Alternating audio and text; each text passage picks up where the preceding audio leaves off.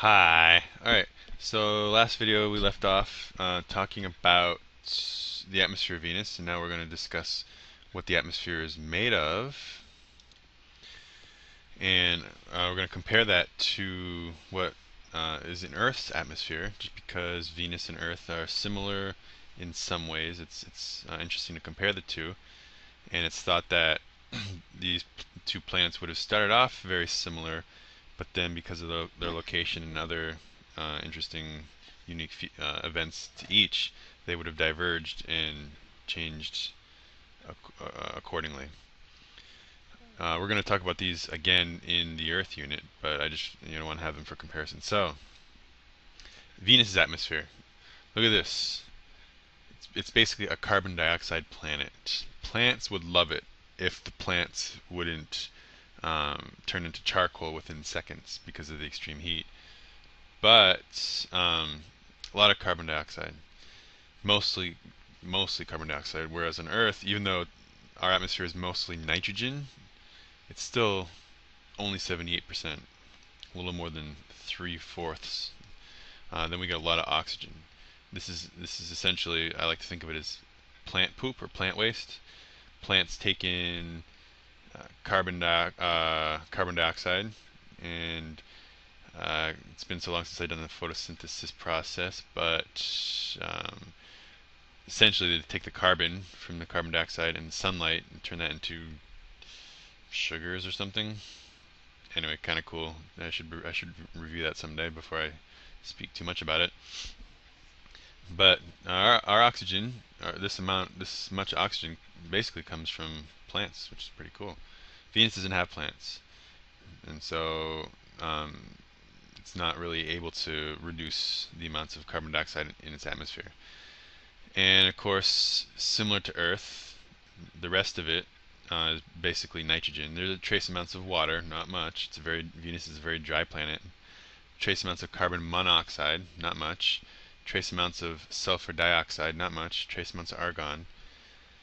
But there's some similarities in Earth. Earth is much wetter, although still not a lot of water in the atmosphere, but much higher percentage, and not just enough for us. 0.1 to 3% depending on where you are, desert versus probably like rainforest area. We have some carbon dioxide, but look how little we have. You hear in the news, oh, global warming, greenhouse effect, yeah, blah, blah, blah. 0.03%, 96.5%. Whoa, it's a big difference. The strange thing is, it doesn't take much of this to make an effect. So we're talking about small increases. We're worrying about small, tiny increases in such a small amount, um, affecting our atmosphere and basically our ecosystem that we live in. This more argon in the atmosphere than there is carbon dioxide, which is interesting. And again, a lot of oxygen, and oxygen is pretty flammable. I don't know if you knew that or not. Interesting story. I can mention real quick. It was Apollo 1, I think, was doing a test run. Weren't even lifting off the ground. They were just on the ground. And at that point, NASA was using pure oxygen in the module. So you got the three astronauts in there, and I believe a wire sparked or something in there, and basically ignited the oxygen. The oxygen just incinerated the inside, and the astronauts died, which is very tragic. It almost put a stop to the Apollo program. It was that bad, but they pushed through. Anyway, so if it wasn't for all this nitrogen, actually our atmosphere would be pretty dangerous because oxygen is so flammable. Um, but this nitrogen kind of takes away a lot of that effect. It subdues the oxygen. But you can still light a match and stuff, which is useful. But crazy, right? 96. Not only that, remember this. Remember this. Venus's atmosphere is 90 times more massive. So not only uh, you take like all of this material, multiply it by 90, and then 96% of all that is carbon dioxide. So there's way more carbon dioxide in Venus's atmosphere. Yeah, I was kind of saying we only have that much carbon dioxide, and we're worrying about global warming. So it's basically no wonder that the temperatures on Venus are close to 900 degrees. Just there's no way for the energy from the sun to escape. This is a really powerful greenhouse gas, carbon dioxide. No O2 on Venus, so no life, no plant waste. Where did all the water go? It's thought that Venus and Earth might have started out pretty similar. But did Venus start out wet like the Earth? How did Earth get all its water? Was the water on Earth originally, or did it come from comet impacts or icy, watery impacts early on, and just all those impacts left us a lot of extra water? And there's also, as you saw here, sulfuric acid. Not much, not much. Very, very trace amounts. Um, would the sulfuric acid comes from the little bit of water there is and the little bit of sulfur dioxide. So there's not much sulfuric acid, but it's in there. So you combine the two, the hydrogen from the water, and probably an oxygen, and the sulfur dioxide, and you get H2SO4. This is not fun material. It would make going to Venus not pleasant. Plus, it probably wreak havoc on some of the materials in any probes we would send. Um, so why is Venus so hot? And we're still talking about the atmosphere because it is the atmosphere that makes it hot. Really, that's what it boils down to. So there's this interesting concept which is not really set in stone. There's different models that place it differently, but there's this thing called the habitable zone. Basically, you take any star, and depending on how hot the star is and how big the star is, each star has what's called a habitable zone. It's like it's a certain distance away, and it's a range of distances. It's not just one exact distance. And if a planet is within that range, then the temperature is right for liquid water to be present. So that makes habitable in terms of life as we know it, and other factors. Of course, it also depends on the atmosphere, whether or not water could be frozen or liquid or gas. And Venus is actually pretty close to what's considered our sun's habitable zone. The habitable zone for this picture is in between the blue lines, and you can see that the Earth is actually right on the boundary. The Earth is not necessarily safely in a habitable zone, but again, I want to emphasize: take that with a grain of salt. This is not a perfect model. There's different models out there and different interpretations, and they're changing these as we learn more about the atmosphere around the sun, basically the sun's atmosphere, because you can think of us as being inside the sun's atmosphere. But anyway, Venus is not too far from the habitable zone, but it's definitely much closer, so that's going to make Venus hotter in general. Mars is on the outer limit of the habitable zone, maybe slightly outside, so that it's not quite habitable, but it wouldn't take too much to make it nice, just some nice shelters. And so that's why we're so interested in Mars, is because it wouldn't take that much effort and technology to make it habitable. I say not that much. It wouldn't be too hard. It would be a big challenge currently, but I think in 100 years it wouldn't be that big of a deal. So, but Venus in 100 years is not going to be much closer to it's not habitable at all basically right now. But it's not that far away, so it really shouldn't be like hundreds and hundreds of degrees warmer. It's even warmer than Mercury, which is way away from the habitable zone. Of course, the gas giants and the ice giants are on the other side of that boundary. Anyway, yeah, so Earth and Mars are at the boundary, so it really shouldn't be that much hotter. So why is Venus so much hotter? Dun, dun, dun. The leading theory is a runaway greenhouse effect. So, runaway greenhouse effect. You know what? Let's see, 10 minutes. Can I do both of these in 5 minutes? I'm gonna really try. This might be a little longer than 15 minutes. I apologize, but I'd like to get this done in 3 videos. So anyway, runaway greenhouse effect. So assuming that Earth and Venus started out relatively similar, which is a pretty safe assumption because they formed within, they're pretty close to each other in terms of distance from the sun, and so you could argue that the material that formed the sun and the solar system would have been pretty similar in that general area in space. So they might have started out the same. Plus, they're basically the same size. Venus is a tiny bit smaller, so it's a good assumption. It's definitely could be wrong, but um, so assuming that Earth and Venus started out with relatively similar atmospheres, then the Earth would have had much more carbon dioxide in the atmosphere back in the day, according to that assumption. So then where did all that CO2 go? Well, there's lots of carbon in the oceans. In fact, it's thought most of the CO2 is dissolved in the oceans. And then a good portion of the rest is combined just in the surface rocks.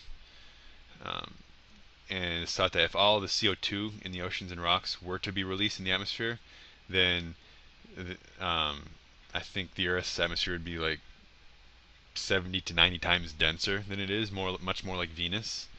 Those are rough numbers, but definitely much more of a dense atmosphere.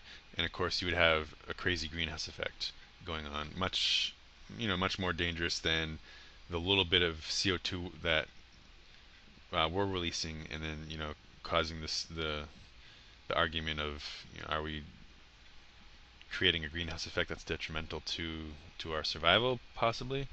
That's a big debate in the science. I don't know if it's as much of a debate in the scientific realm as it is in other areas of society, but it's still something we talk about. But that's just, again, just a tiny. We're talking about tiny increases uh, based on burning fossil fuels and stuff. That's not what I'm talking about in this video. I'm talking about if we release all of the carbon dioxide in the oceans, which we couldn't do. We couldn't do it. It would have some strange phenomenon would have to release it. But if we were able to release all the stored amounts, then suddenly CO2 would be the dominant, not nitrogen. Nitrogen would drop down to probably like, I would say less than 10%. I'm definitely nowhere near an expert, but so carbon dioxide would. There is enough carbon dioxide stored in the Earth's various, places like oceans and rocks to make the atmosphere more like Venus. Let's take a look at this picture. What goes on for the greenhouse effect is that sunlight comes in. Of course, clouds and other gases in the atmosphere reflect some of it away. Venus is very reflective. That's why Venus is so bright and can cast a shadow, because these clouds have a very high what's called albedo, and you can see. Look how much sunlight comes in. Let's compare sizes. Venus is closer to the sun, right? And so that's why this arrow is bigger than this arrow, because there's more sunlight hitting Venus than Earth, just because Venus is closer. But not only that, Venus's clouds are much more reflective than ours. So look how much light is reflected back versus on Earth. So Venus is much brighter in the sky than Earth because of that. But some of the light goes through. In fact, based on the size of these arrows, you could say that a similar amount of light, sun energy, hits the Earth's surface as does Venus's. Um, but so you got some of that sunlight, uh, reflecting back or just being absorbed and being re-emitted back. Why is this arrow bigger? Well, the Earth is hot, so the Earth is cooling off. So it's not just sunlight going back, but also like Earth's heat going back out, right? Same with Venus. That's why this arrow is bigger. But then on the way back out, some goes through and some is absorbed back in. This is goes back out into space. This is what heats up our planet basically and keeps us warm. So the more CO2 in the atmosphere, the bigger this arrow gets, and then the hotter our planet gets. But look at Venus. Look how much energy comes back in. Very little escapes. In fact, on Earth, this arrow is bigger than this, so more escapes than is reabsorbed. On Venus, much less escapes than is reabsorbed. Most of it stays, and that's why Venus is able to remain the inferno that it is. Just crazy greenhouse effect. Runaway, in fact. And finally, moving away from the atmosphere into the magnetosphere, We haven't talked about Earth and its magnetic field yet, but here's a picture, a nice artist rendition of the Earth's magnetic field. Here's the Earth, and Earth is like a big magnet basically, and you got solar wind coming from the sun, and our magnetic field acts kind of like a force field or a shield, and it redirects a lot of the harmful solar radiation out away. Venus doesn't have a magnetic field like the Earth, and so it will create a little wake, you know, but it doesn't have that. So the energy coming from the sun just really bombards Venus and the Venus's atmosphere.